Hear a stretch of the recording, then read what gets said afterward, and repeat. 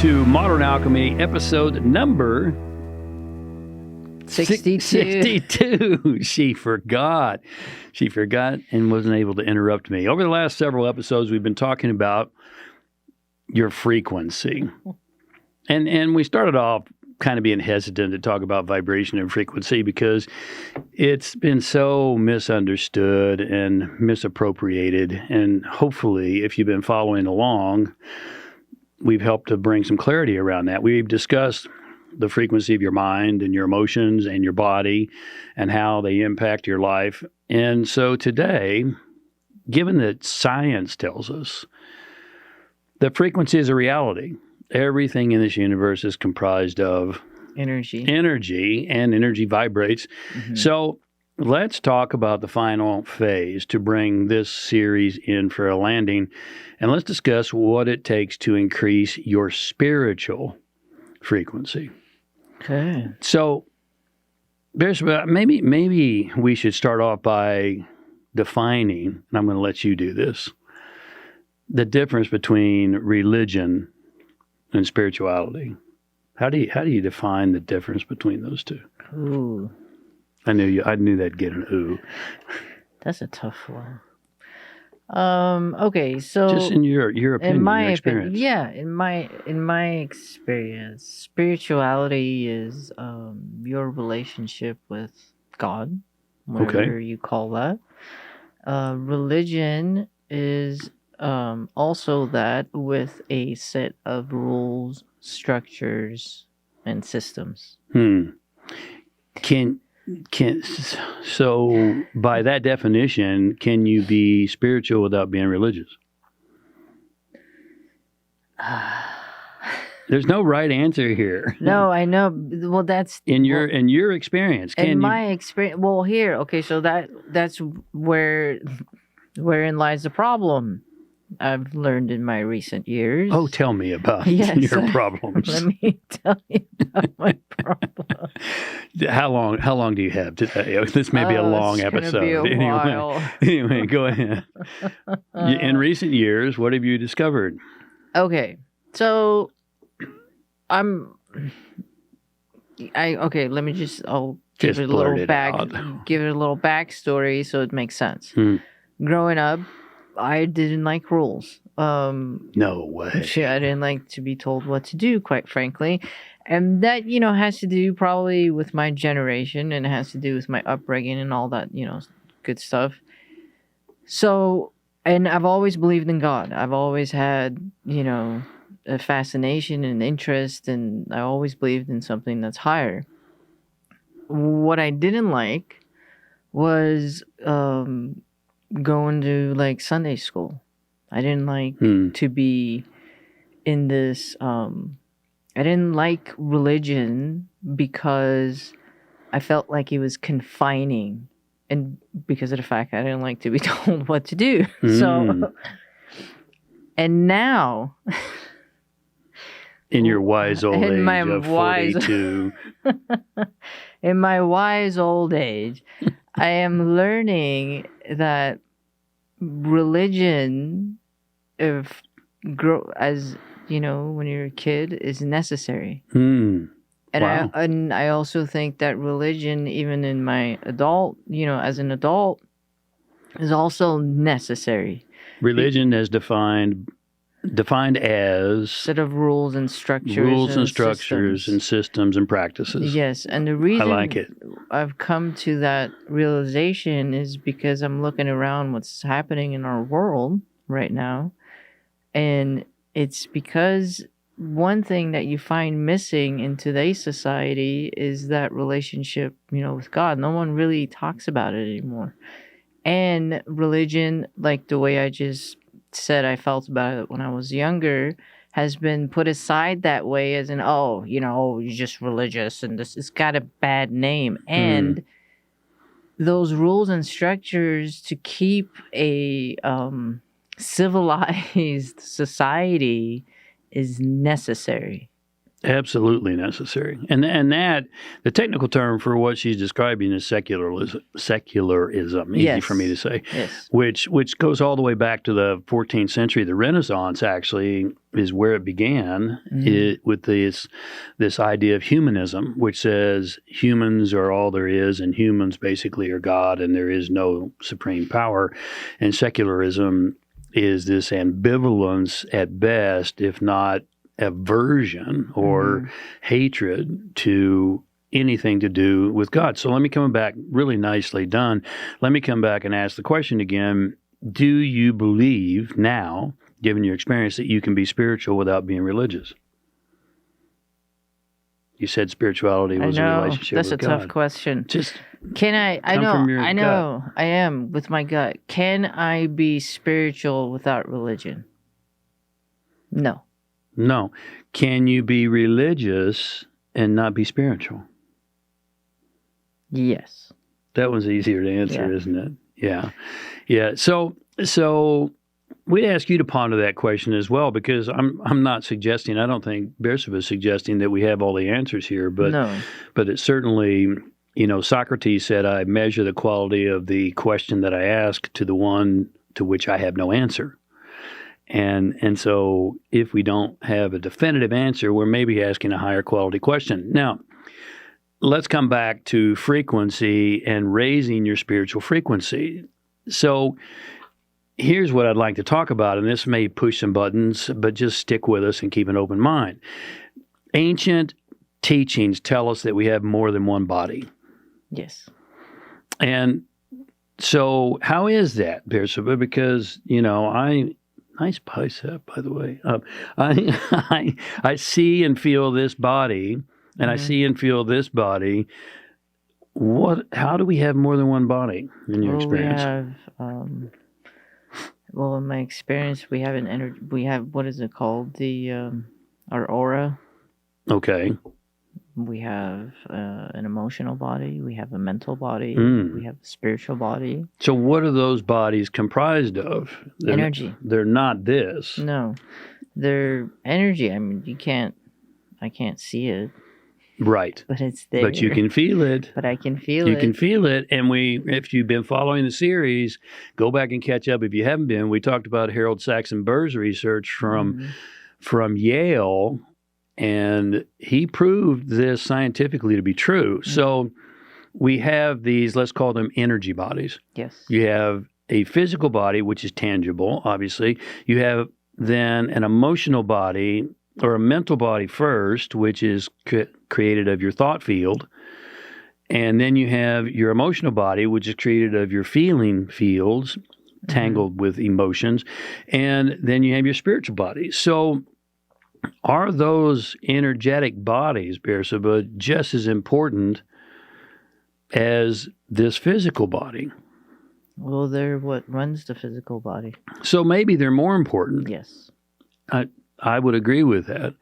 So every one of these bodies, mental, emotional, spiritual, has a tremendous impact on your body. Here's what we know in modern medicine is that many so-called physical illnesses in the physical, tangible body, not all of them, but many of them are the result of mental and emotional issues. Yeah, I believe it. It's called psychosomatic illness. And there's all kinds of research on placebos where they give someone a sugar pill and tell them it's a cure for whatever they have, and all of a sudden they're magically cured. Yeah. So it's important that we understand these bodies are energy fields. And let me go back and once again reference Harold Saxon Burr, this groundbreaking research in our previous episode that we talked about, the professor from Yale who proved that everything resides in these energy bodies. In fact, your thoughts do not reside in your brain, according to Harold Saxon Burr. Your feelings do not reside in your heart, your physical heart, or wherever you might think they are. They reside in what he called the L field, the life field. And he said, if you'll recall from our previous episodes, how do you literally change your life? You have to change what? You have to change your field. You have to change the field. And until you change the field, you're not going to change your life. Yeah. So this is not just some esoteric thought anymore. And that's why we live in such exciting times. It's a time where science and mysticism are merging. And that's why we've chosen to do a podcast on modern alchemy, because the ancient traditions knew intuitively a long time ago, way before modern science. They preceded modern science. And now modern scientists are proving through hard research what the mystics knew intuitively. And so we discussed mind and emotions in a previous conversation. Yes. And in addition to these, you have a spiritual body as well. So what kinds of things would increase the frequency, Bersabeh, in your spiritual body, in your experience? What kinds of things? Getting smacked around by life.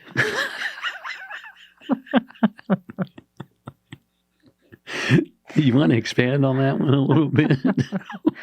I think it's one of the times people start to pray all of a sudden. They remember God.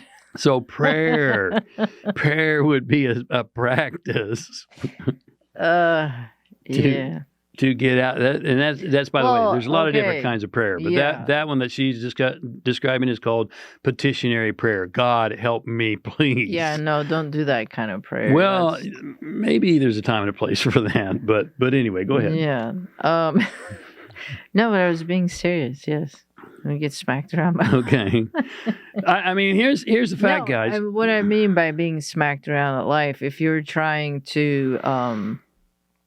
Yeah, I mean, that's one of the times that you grow the most. And to go through something that's severely difficult, or you're struggling, you're suffering, those are the times that we can choose to really grow. And I say choose because some choose to stay in it and do nothing about it. That's right.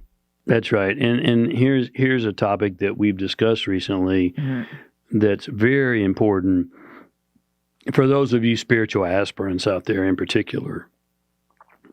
Is, Bersabeh, in your experience, is the spiritual path all joy and happiness and peace and love, and it's an easy path, and it's a unified path, or is it a really hard, difficult path? I would say it's the most difficult path. It's a lot easier to not be spiritual. Oh, for sure. It's so much easier not to believe in God or afterlife. Just be whatever. At least short term. Do whatever I want. Whenever, nothing means anything. And when I die, it's done. Right. Until you die. And then you're pretty much done because you were stupid. But oh, no. But nonetheless. Yeah. And then a person who, strives to be living not just for here, but to be for humanity, to help consciousness expand, to contribute to the higher conscious awareness of the whole, then life is very hard. It's not easy. It's not easy at all. No. If it's easy, it's not great. It's just easy and great cannot coexist in the same space. And I'm sorry to burst your bubble, but deep down inside, you know that's true. If you're doing something great, it's not going to be easy. It's not supposed to be easy. If it was easy, then everyone would do something great, and then it wouldn't be great anymore. So may I offer a suggestion of what it means to be spiritual? And then I want to come back to some of these practices. You've already said prayer, which I agree with. Could we say that to be spiritual is to reach a place of unified mind? Within yourself? Yes. Yes. What do you mean unified mind? You mean inside, to have peace inside? Well, peace inside first. You can't have peace outside. Well, yeah, that's what I mean. That's right. Is that what you mean by mind? Well, to feel and to know that there's an interrelationship of all things. you are absolutely connected to, let's say you have your worst enemy. Maybe you do, maybe you don't. Mm-hmm. Your greatest nemesis. You are intimately connected to that person. We're all connected. Mm-hmm. You know, even quantum physics tells us that. And so, to the degree we can see the unity in all things, even the tough stuff and the ugly things, Mm-hmm. then maybe we're approaching a place of a high spiritual frequency, which is the topic of the day.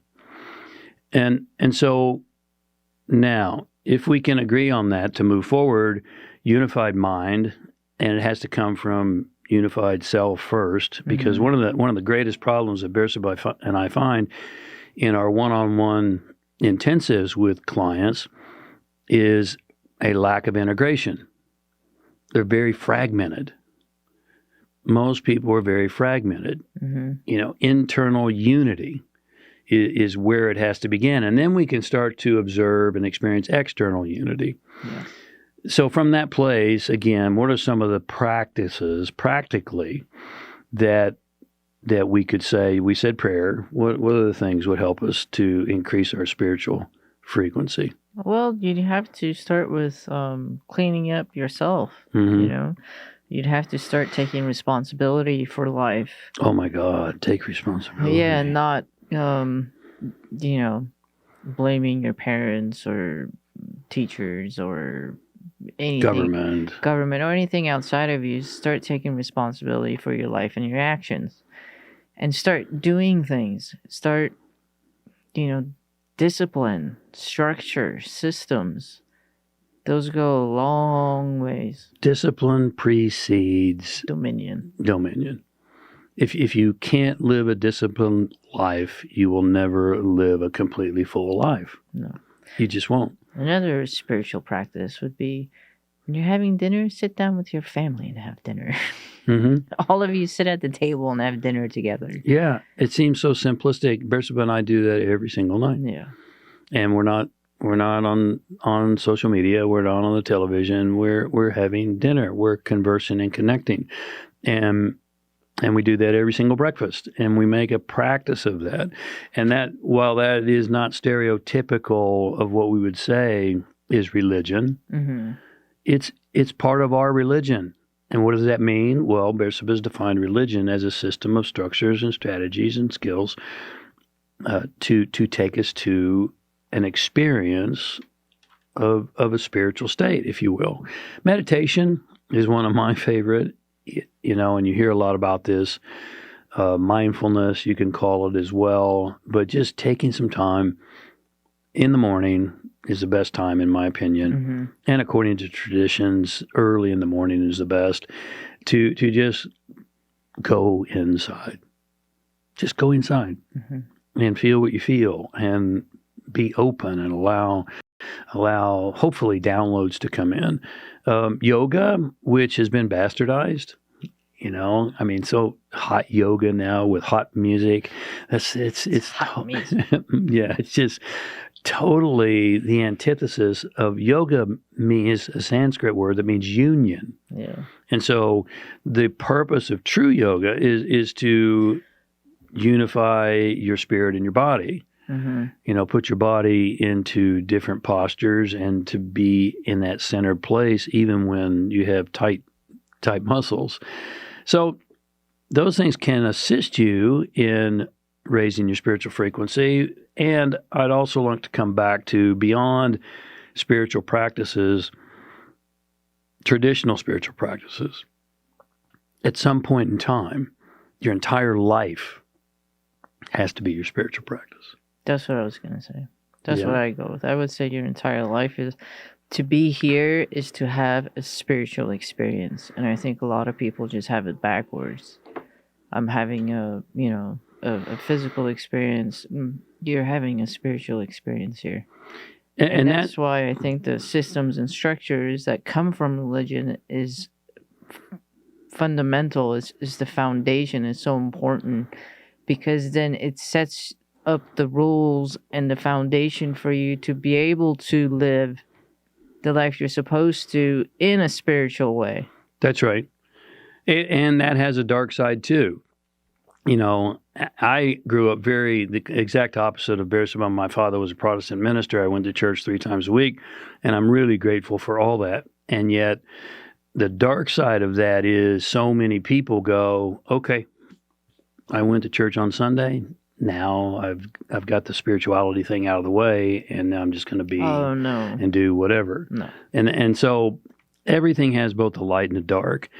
I want to come back to this, seeing the interrelationship in all things. And in psychology, we call that taking a second person perspective.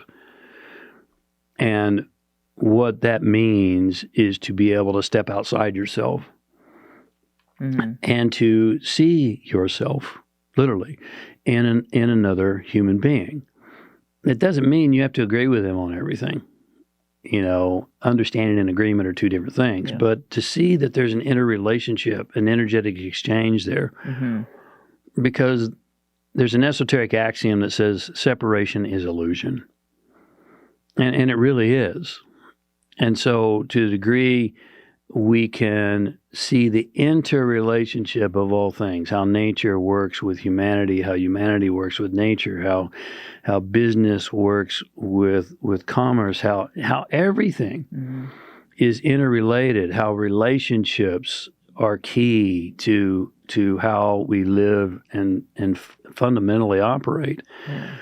And to see beyond that, because here's one of the things my teacher, and I'll just, kind of wrap this up.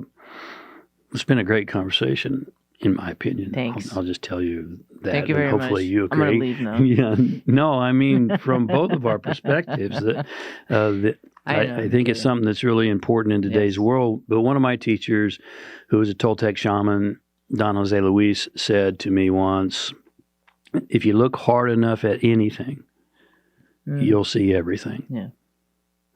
And you go, well, how does that work? Well, we're seated at a table right here, right now. The table is connected to the floor. So you see the table, it's connected to the floor. The floor is connected to the ground. The ground is part of the earth. And you could just keep going. If you look hard enough at anything, it's all interconnected somehow, some way. And this is true wisdom.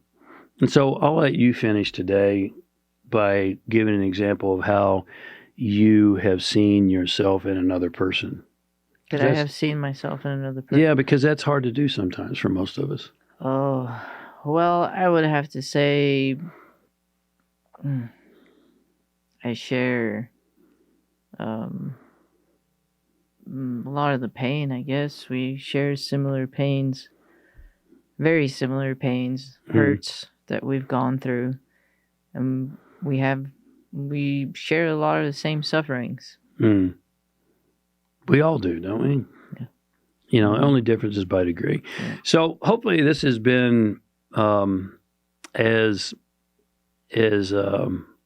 valuable for you as I believe as it has been for me. Thank you. As it has been for us. Yeah, because I think these conversations are imperative in today's world. They really are. They are. And hopefully you agree with that. And they're a lot more fascinating than, I'll just leave it at that. Than the day-to-day sometimes, which is spiritual too, by the way. So let me just tell you, this kind of ends our series on frequency. Next week, we have a spotlight, which we don't have that often, but we're truly excited because I've worked with a Roshi for years and years and years, and Bersabeh was introduced to him, and he's the highest ranking Zen monk outside of Japan. And very cool. And he's going to come be in our spotlight and allow us to pick his brain next week. That's going to be awesome. You're going to want to be here. Yeah, make sure you tune in for that. Make sure you tune in. God bless. Lots of love. We'll see you next Monday. See ya.